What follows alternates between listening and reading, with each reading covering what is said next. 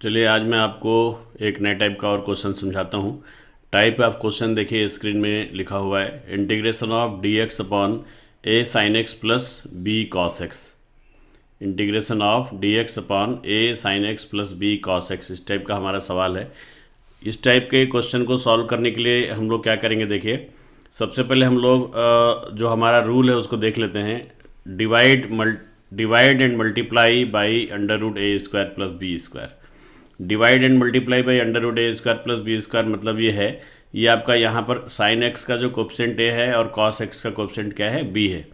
तो आप सबसे पहले क्या करिए, अंडर रूट ए स्क्वायर प्लस बी स्क्वायर का वैल्यू निकालिए और उतने ही वैल्यू से आप इस ए को डिवाइड करिए, इस बी को डिवाइड करिए और मल्टीप्लाई करिए कहाँ पर, ये इंटीग्रेशन साइन के सामने। क्लियर है बात। जैसे एग्जाम के लिए मैं एग्जाम्पल आपको बताता हूँ। मैं जैसे मान लीजिए थोड़ी देर के लिए देख लीजिए कि ए का वैल्यू मान लीजिए अंडर रूट 3 है, ठीक है, और बी का वैल्यू मान लीजिए 1 है। ए इज इक्वल टू मान लीजिए अंडर रूट 3 है और बी इज इक्वल टू मान लीजिए क्या है, 1 है। तो सबसे पहले आप क्या करेंगे, अंडर रूट ए स्क्वायर प्लस बी स्क्वायर निकालेंगे। अंडर रूट ए स्क्वायर प्लस बी स्क्वायर आपका क्या हो जाएगा, अंडर रूट, या आप अंडर रूट 3 का स्क्वायर करेंगे तो 3 हो गया, 1 का स्क्वायर करेंगे तो 1, तो ये हो गया आपका अंडर रूट 4।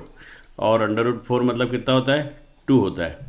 तो आप क्या करेंगे, 2 से डिवाइड करेंगे, 2 से डिवाइड करेंगे और 2 से मल्टीप्लाई करेंगे। क्लियर है बात। तो इसको मैं समझाता हूँ, चलिए कैसे बनाएंगे आप।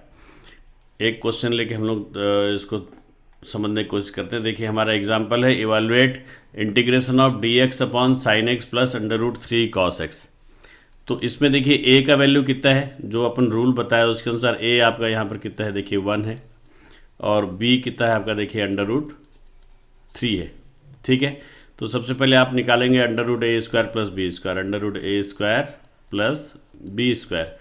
तो ये क्या हो जाएगा बताइए, अंडर रूट 3 प्लस 1, और ये कितना हो जाएगा, 3 प्लस 1 करेंगे तो 4, और ये हो जाएगा आपका 2। तो 2 से डिवाइड करना और 2 से मल्टीप्लाई करना। तो देखिए सबसे पहले अपन आई लिख देते हैं, आई इज इक्वल टू क्या है, देखिए आपका integration of D x upon sine x plus root 3 cos x, यही है ना। तो आप 2 से डिवाइड करो, 2 से मल्टीप्लाई करो, तो क्या हो जाएगा, देखो यहाँ पर आपका I is equal to integration of D x upon, देखो यहाँ पर आप साइन एक्स के सामने 1 है तो ये 1/2 हो गया है ना, 1/2 साइन एक्स, ठीक है, प्लस यहाँ हो जाएगा आपका रूट 3/2 कॉस एक्स। तो आपने 2 से देखिए डिवाइड किया तो 2 से यहाँ पर डिनोमिनेटर में डिवाइड किया है, तो यहाँ सामने आपको लिखना पड़ेगा क्या, 1/2। ओके, तो ये जो 2 डिनोमिनेटर के हैं ये ऊपर चले जाएगा, तो ये 2 क्या हो जाएगा आपका, कैंसिल हो जाएगा।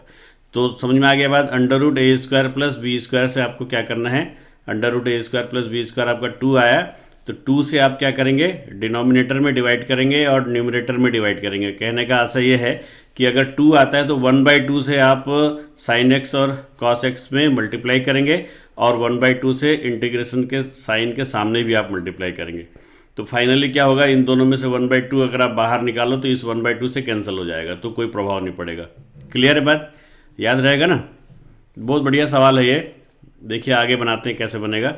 आई इज इक्वल टू ये 1/2 आप जो कहते हैं लिख दीजिए, integration D x upon,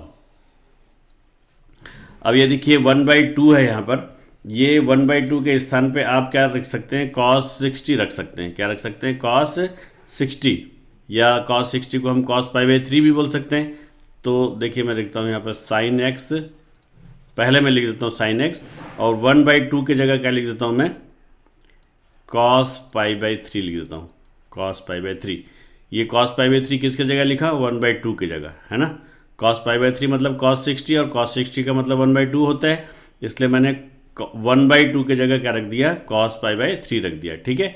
plus ये cos x को पहले लिख देता हूँ, ये cos x लिख दिया मैंने, और ये रूट 3/2 है, इसके जगह मैं लिख देता हूँ sin π/3 मतलब sin 60, और sin 60 का मतलब होता है रूट 3/2 होता है।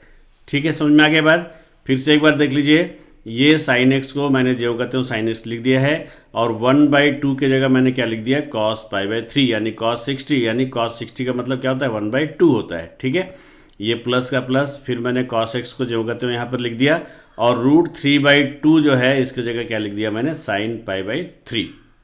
ठीक है, अभी आपको आगे समझ में आएगा कि ऐसा मैंने क्यों किया, ऐसा करने से मेरा क्या उद्देश्य था।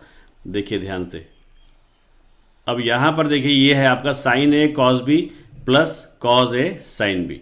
Sign A cos B plus cos A sine B formula आपको पता है। Sign A cos B plus cos A sine B क्या होता है आपका formula, sign A cos B plus cos A sine B मतलब होता है साइन ए प्लस बी। क्या होता है, साइन ए प्लस बी। देखिए साइन ए प्लस बी, इसका फार्मूला होता है sign A cos B, sign A cos B plus cos A sine B, ये आपका फार्मूला होता है। तो ये फार्मूला आप यहाँ पे लगा सकते हैं, sign A cos B plus cos A sine B, इसकी जगह क्या लिख सकते हैं, साइन ए प्लस बी। तो ये क्या हो जाएगा आपका साइन ए मतलब कितना है, देखिए आपका ए एक्स है और बी आपका क्या है π/3 है। ठीक है, तो आप लिख दीजिए साइन एक्स प्लस π/3। ठीक, समझ में आ गया बात। अब देखिए आगे बढ़िए, i = 1/2 इंटीग्रेशन ऑफ, ये आपका 1/sin थीटा। 1/sin थीटा क्या होता है आपका, कॉसेक थीटा होता है, जानते हैं आप कॉसेक थीटा। तो आप इसको क्या लिख दीजिए सीधा, कॉसेक x प्लस π/3 और ये dx। ठीक है, i = आगे बढ़िए, ये देखिए 1/2। अब देखिए कॉसेक x dx आ गया यहाँ पर, एक cosec x dx। Cosec x का इंटीग्रेशन होता है log 10x/2, ये आपको याद करना चाहिए। Integration of cosec x, integration of cosec x dx = होता है log 10x/2, log 10x/2।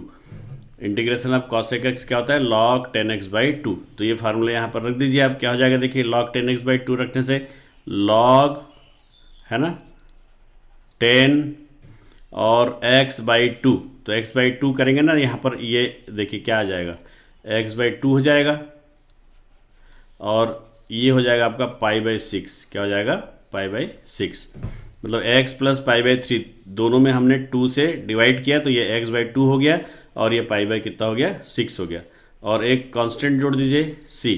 देखिए कितना आसान सवाल है,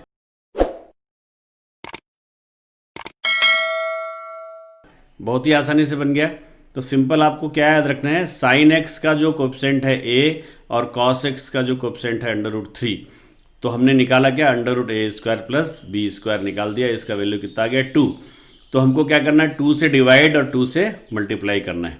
तो देखिए अब आगे हमने क्या किया, यहाँ पर ये जो 1/2 है, 1/2 के मैंने जगह क्या रख दिया है, cos π/3 रख दिया है, और ये √3/2 के जगह क्या रख दिया है मैंने, साइन π/3 रख दिया है। साइन π/3 जो है वो √3/2 होता है, और cos π/3 जो होता है वो 1/2 होता है। क्लियर है बात। अब देखिए आगे, ये यहाँ पर एक फार्मूला आ जाएगा साइन a प्लस बी का। साइन a प्लस बी का फार्मूला क्या होता है, sine a cos b plus cos a sine b। Sine a cos b plus cos a sine b होता है ना। तो यहाँ पर देखिए sine a cos b plus cos a sine b का फार्मूला लगा देंगे, तो a की जगह आपका x है, b की जगह आपका π/3 है, तो इसलिए साइन a प्लस b मतलब साइन x प्लस π/3। अब ये 1/sin x क्या होता है, cosec x होता है, तो ये cosec x लिख दिया है ना। और इंटीग्रेशन ऑफ cosec x ये याद कर लीजिए, log 10x/2 होता है। क्या होता है, log 10x/2। तो ये हो गया आपका log 10x के जगह में x प्लस π/3 है, तो इसको आप 2 से डिवाइड करेंगे तो क्या हो जाएगा x/2, और π/3 को भी 2 से डिवाइड करेंगे तो हो जाएगा π/6, और एक आपने लास्ट में कांस्टेंट जोड़ दिया और ये आपका आंसर हो गया। तो ये बहुत ही छोटा सा सवाल है, लेकिन बहुत ही इंपॉर्टेंट सवाल है, कई बार एग्जाम में ये सवाल पूछा गया है। ठीक है, अगले एपिसोड में मैं आपको और नए टाइप के सवाल बताऊंगा। लगातार आप इस वीडियो के साथ बने रहिए, आपको हर टाइप के सवाल यहाँ मैं समझाते जाऊंगा, और हर टाइप के सवाल का आप प्रैक्टिस करते जाइए, ताकि बाद में कहीं से भी सवाल आपको पूछ दिया जाए तो आप उसको आसानी से सॉल्व कर सकें। ठीक है, चलिए अगले एपिसोड में फिर से मिलते हैं आपसे। Thank you.